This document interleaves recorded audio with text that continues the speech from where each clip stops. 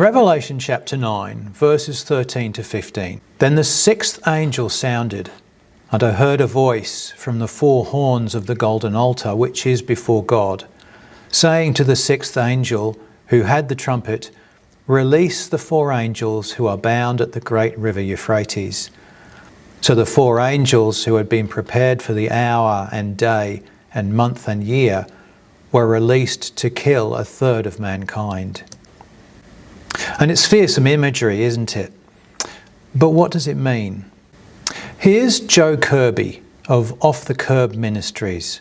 Who are these four fallen angels? What is their identity? Well, personally, I believe these are the same angels who are talked about in 2 Peter, who went in because they saw that the daughters of men were beautiful. Because God saw this, he was angry with the sons of men, so he flooded the earth. But what did he do with these angels? Well, the scripture says he put them in chains of gloomy darkness because they left their boundaries. And what does the river Euphrates represent? Boundaries. But a boundary of what?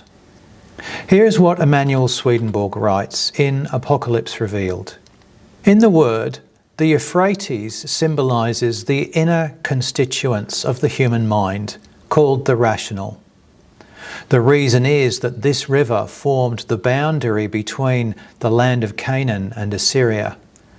And the land of Canaan symbolized the church, and Assyria its rational component.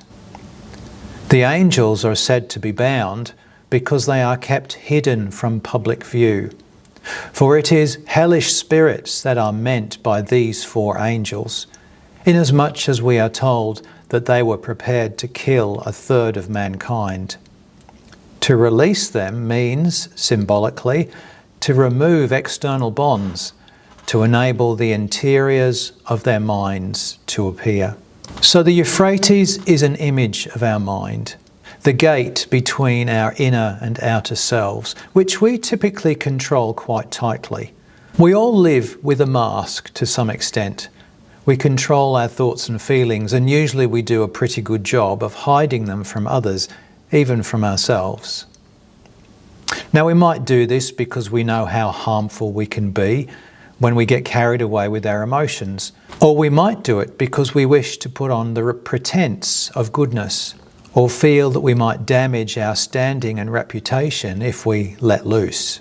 But we've all had the experience of letting that guard down, getting carried away in the moment, and allowing those emotions to run away with us. And what then?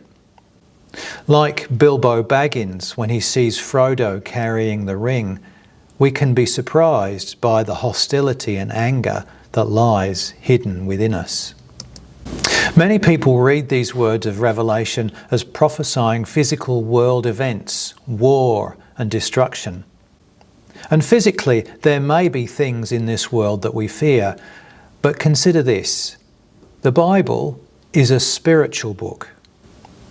All Scripture is given by inspiration of God and is profitable for doctrine, for reproof, for correction, for instruction in righteousness, that the man of God may be complete, thoroughly equipped for every good work. Scripture is given to warn us about spiritual dangers and threats, not physical ones. And spiritually, the only person that can do us any harm is ourselves.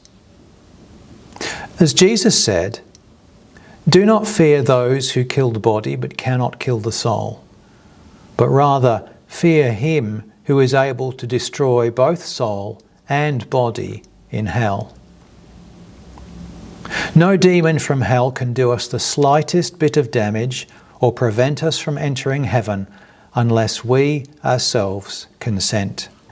And God most certainly does not judge us, but seeks always to draw us towards good, towards heaven, and away from harm. When Swedenborg related his experiences of the spiritual world, he described a place he called the world of spirits, where what is hidden within each of us is revealed, and we discover our spiritual destinies for ourselves. As Jesus said, "Whatever you have spoken in the dark will be heard in the light." And what you have spoken in the ear in inner rooms will be proclaimed on the housetops. But you can do the work of the world of spirits now. You can face those demons, those angels bound at the river, with one simple question.